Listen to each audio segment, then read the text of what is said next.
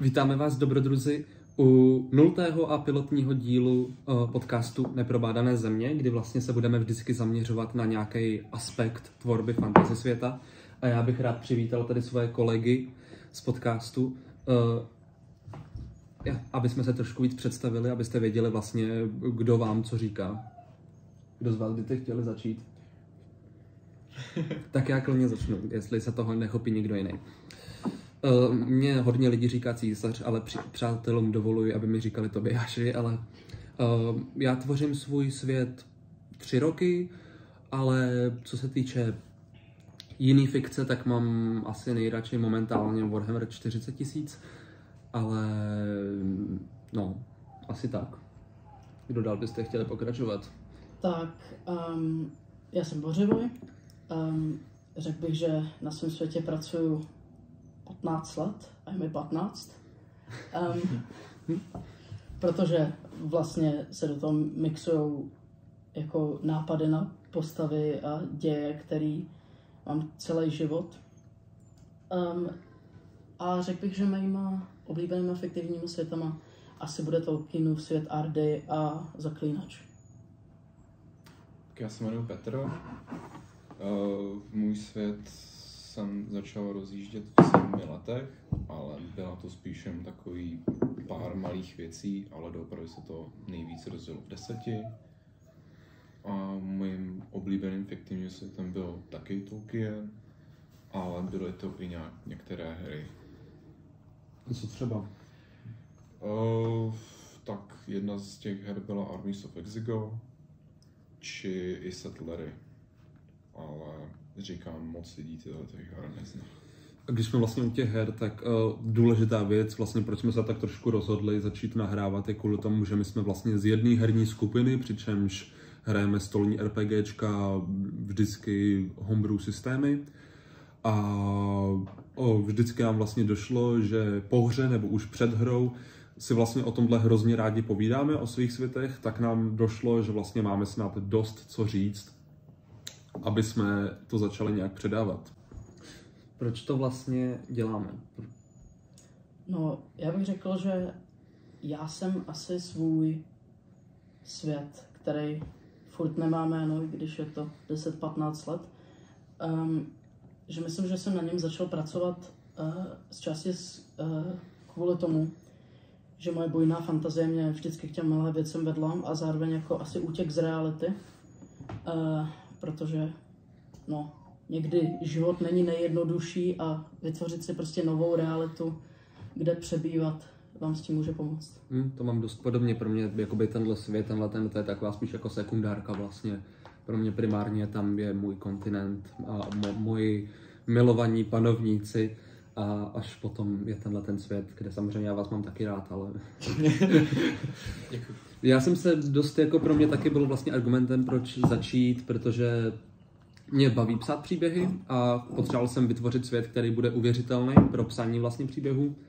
A taky jsem vypravěč hrozných let, takže jsem si chtěl udělat svět, ve kterém můžu hrát opakovaně a nebude to věc, kterou budu muset měnit prostě s každou další kampaní. Já jsem ten svůj, nebo jako proč jsem to začal dělat, bylo díky útěk z reality. Celkově já jsem ten svět vnímal jinak a to, co mi pomáhalo, bylo, že jsem si vytvářel své vlastní příšerky, kreatury, světy a jak říkám, 10 jsem to rozdělal a řekl jsem si, že vytvořím prostě celkově, kde to zkombinuju. A začalo mě to bavit. Jak byste charakterizovali svůj svět? Jako nějak rychle? K čemu byste ho přirovnali? Já se toho klidně chopím. No.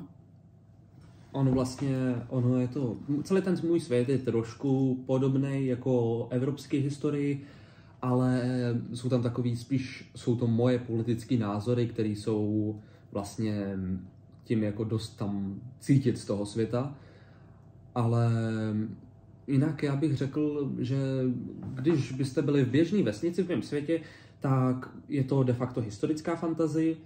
Když se na to podívám z většího prostě jako hlediska, ať už prostě z té původní historie nebo ze stvoření světa, tak by to bylo spíše low fantasy. Nevím, jak to asi popsat. No, já jsem ten svůj svět, nikdy se mi moc nelíbilo, jako hodně fantasy světů je takovejch jako světlejch, pokud to dává smysl. I když je asi poznat, že tenhle názor mám, když moje oblíbený je Středozemě a Zaklínač, kde všichni furt umírají na úplně všechno. Ale ten můj svět se vlastně soustředí na ty temnější části historie. A snažím se ho vlastně dělat co nejrealističtější, protože jsem vždycky miloval historii.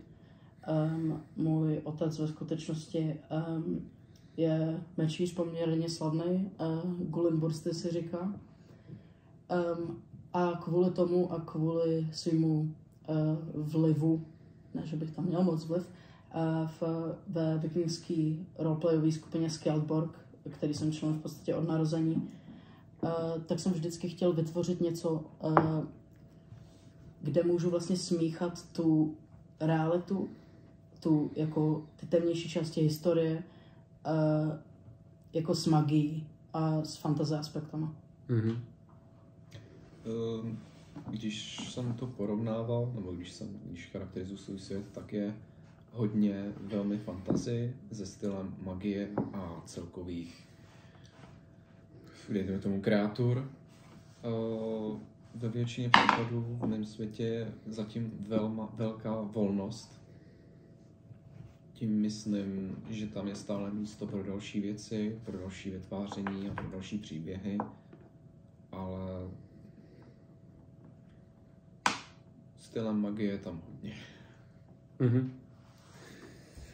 Co se týče vlastně, na to bych možná trošku navázal, co se týče té temnosti jako takový, tak mi vlastně dochází, že u mě jsou to takové jako období, ale je to v rámci třeba, nemyslím si, že jako vyloženě ty temné časy bylo z celé té historie více jak třeba 1000 let, protože já to pro mě pořád jako únik z reality chci, aby ten svět byl trošku vstřícnější, než je ten, ve kterém žiju vlastně momentálně, takže pořád chci, aby to bylo vlastně o něco příjemnější místo, než je náš reálný svět. Jak velká část toho historie je těch 1000 let? To je málo?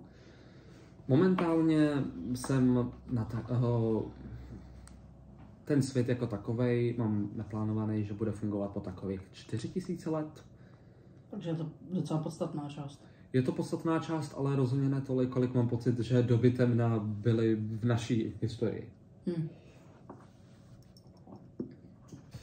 Ono tenhle jako první díl bude takhle kratší, což ostatní díly minimálně já bych nechtěl, aby byly takhle krátký. A v posledních jako pár minutách mě tak napadla taková věc, pobavit se o tom, jaká je vlastně vaše vize, co byste vlastně v rámci tohoto podcastu třeba témata, jaký byste chtěli otevřít, nebo vlastně co je nějak jako váš záměr s podcastem. Já chci, aby to byla v podstatě naše volná diskuze. Aby jsme se my bavili hlavně o těch našich světech a z toho lidi můžou čerpat inspiraci. Občas dáme prostě nějaký tip, jak začít s nějakou částí, jako já nevím, s mapou nebo tak něco. Tak si to představuju. Já mám úplně to stejný. Rozhodně, pokud tohle vůbec, jako, pokud někdo máte tu ochotu a zajímáte se o tohle téma, tak můžete klidně do komentářů napsat. A myslím si, že pro nás je momentálně docela reálný, pokud by nám přišlo, že to téma je důležitý, tak ho klidně můžeme posunout. My teď máme naplánované takové 2 epizody, nevím, jak často budeme vydávat. Jako já doufám, že alespoň jednou do měsíce, to by bylo to, co já bych si přál. Já bych se nezavazoval žádným. Já bych se taky nezavazoval, ale přijde mi, že jednou do měsíce bychom to zvládnout mohli. Uvidíme. Za to bych já byl rád, ale jako slíbit to nemůžu, protože Občas si nevybereš. sám znám svoje oblíbené podcasty, i když jsou už prostě na velice dobrý úrovni, tak pořád jejich vydávání je dost chabý někdy, bohužel. Je to tak. Tak jo, to mám pocit, že je pro naši první epizodu všechno. Tak myslím.